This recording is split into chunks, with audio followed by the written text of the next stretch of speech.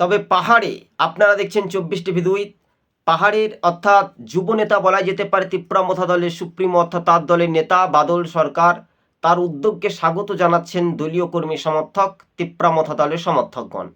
তবে হাজার হাজার জনজাতি ভোটার আবারও ক্রমশ তারা মথা দলে সামিল হচ্ছে। যতই বিধানসভা নির্বাচন হতে কিন্তু দেরি রয়েছে, অর্থাৎ 23, 24, 25, 26, 27, 28, তাহলে 26, 27 2 বছর পর আমরা ধরে নিচ্ছি 18 মাস পর নির্বাচন ত্রিপুরা, ধরে নিচ্ছি কথায়।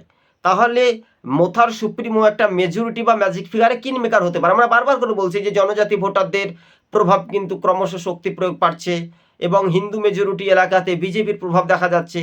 তাছাড়াও ঘুরিন ফুরিন সে একই, তাছাড়াও হাজার হাজার মানুষজন সেখানে বিজেপি অর্থাৎ তারা আগে সমর্থন করেছিল, বিজেপির কাছ থেকে এসে ত্রিপুরা মথা দল যখন তারা জোট করেছিল সেই জোট সমর্থন তুলে এনে পাহাড়ে তারা কিন্তু একেবারে 24 আসনের জয় ছিনিয়ে নিয়েছিল 28 আসনের মধ্যে।